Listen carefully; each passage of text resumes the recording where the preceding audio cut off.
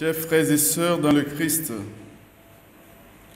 dans l'extrait d'évangile que nous venons d'entendre, Jésus est sollicité pour intervenir dans une question de partage d'héritage, pour arbitrer un litige, un conflit de succession. Compte tenu de la personnalité et de l'autorité morale que représente Jésus, on peut penser sans risque de se tromper que l'intention du plaignant n'est pas de le mêler, de l'associer à ce qui est faux. Il se sent légitimement lésé. En effet, il parle de notre héritage et la personne en cause est justement son propre frère. Il est donc dans son bon droit face à un congénère qui semble l'exclure de la jouissance de ce qui leur revient à tous.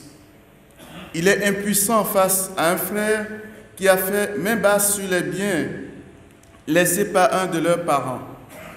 Il est sans doute victime d'injustice en raison de l'accaparement par son frère de leurs biens communs. Cependant, la réponse de Jésus a été sans ménagement. « Homme, qui donc m'a établi pour être votre juge ou l'arbitre de vos partages ?»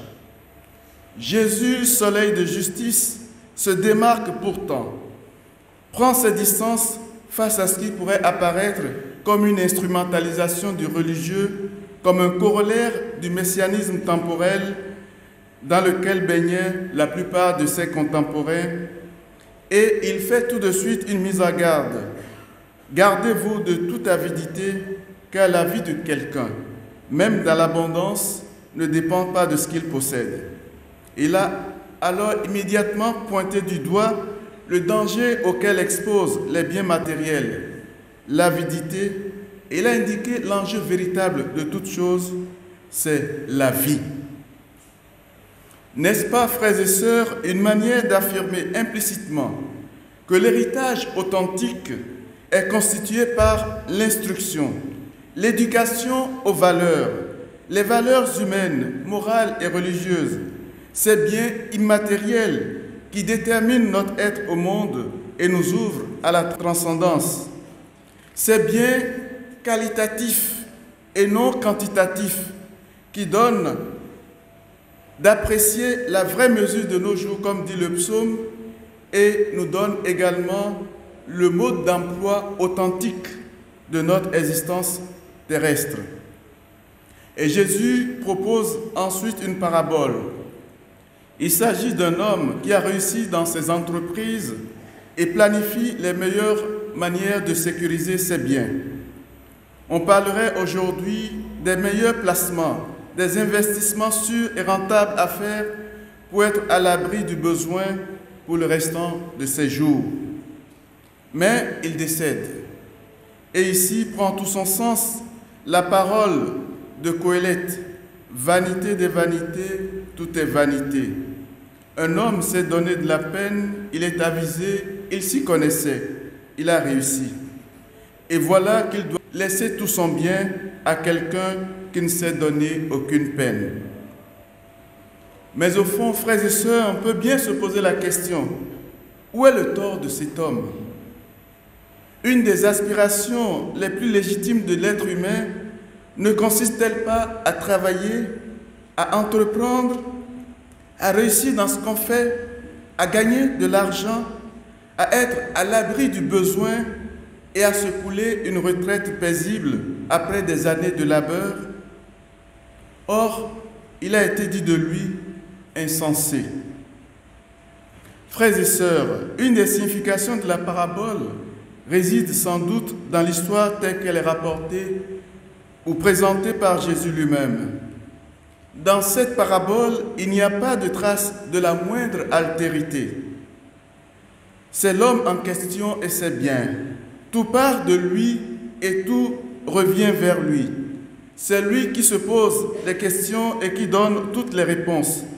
Par cette fois, le pronom « je » qui renvoie au moi est employé, sans compter les dectiques qui en dépendent. Et le comble, et je me dirai à moi-même. Plus que les nécessités du récit, cette énumération, frères et sœurs, pointe vers une signification au moins symbolique. Le chiffre 7 dans la Bible est un chiffre qui traduit la multitude. Nous sommes devant un égotisme, un égo surdimensionné, un individualisme outrancier en fait. Il ne parle même pas de sa famille, de ses proches, de ses dieux. Il ne parle même pas de la nature par laquelle il a pu obtenir toutes ses récoltes. Il n'y a de trace ni de l'autre, ni du tout autre. C'est le prototype de l'individualiste, replié sur lui-même, coupé de Dieu et de ses semblables, sauf pour en faire un moyen pour les instrumentaliser en vue d'un seul but, gagner, gagner et gagner beaucoup d'argent. Or, c'est justement cet individualisme qui a été dénoncé par les prophètes et qui a été pointé par eux avec la recherche effrénée du gain facile comme la cause ou la principale cause de la pauvreté au plan sociologique. Et ce qui conduit à cela, les prophètes l'ont dit. Par exemple, le commerce frauduleux, Amos chapitre 8, verset 5. L'accaparement des terres, Michée chapitre 2, verset 1 à 3. La justice qui s'obtient à prix d'argent, Amos chapitre 5, verset 7, ou réduire les autres en esclavage, Néhémie chapitre 5, verset 1 à 5. On voit donc que dans cet enfermement de l'homme en question sur lui-même, on peut deviner aisément comment il n'a reculé devant rien pour écraser et pour atteindre son but, son unique but. Ce qui est dénoncé donc, ce n'est pas tant les biens et la richesse qu'un rapport, un mauvais rapport à ces richesses qui conditionne l'être au monde, qui conditionne notre ouverture à la vie. Et les prophètes, car les biens matériels ont été identifiés dans la Bible elle-même comme une source de bénédiction. Mais alors, la sagesse biblique va évoluer. Au point où ce qui a été recherché plus tard, c'est ne pas être pauvre ni trop riche afin d'éviter les travers que ces attitudes ou ces positions sociologiques pourraient entraîner. Monseigneur Rumbedi, dans un ouvrage, indique que ces deux états extrêmes sont pleins de tentations. On peut devenir facilement voleur quand on est misérable et on tombe vite dans l'orgueil quand on est trop riche. Confère Proverbes chapitre 30, versets 8 à 9. Dans cette optique, le vertueux ou le juste, c'est celui qui use des biens de la terre selon le plan de Dieu. Celui qui sort de la logique de la richesse qui consiste en l'accumulation compulsive pour entrer dans la logique du royaume qui est la solidarité et le partage. Oui, frères et sœurs, nous ne demandons pas à être pauvres matériellement et nous ne demandons pas non plus à être immensément riches parce que les deux comportent des dangers. Mais nous pouvons et devons toujours tenir compte de l'autre. Et pour le faire, il y a une prière dans le livre des offices, la prière du temps présent, que l'on récite à la fin des laudes le mardi de la 3e semaine. Cette prière dit « Dieu qui ne cesse de créer l'univers, tu as voulu associer l'homme à ton ouvrage.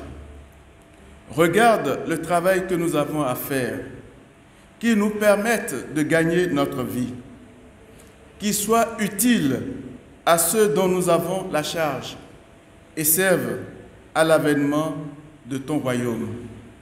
3 dimensions, notre bien, l'ouverture à l'autre de notre frère et l'ouverture à la transcendance de Dieu. Ces critères nous empêchent de céder à l'égoïsme qui nous enferme sur nous-mêmes et qui nous éloigne de celui qui nous a créés et qui est l'auteur de tout bien. Qui nous en donne la grâce, lui qui est notre Dieu, maintenant et pour les siècles des siècles. Seigneur,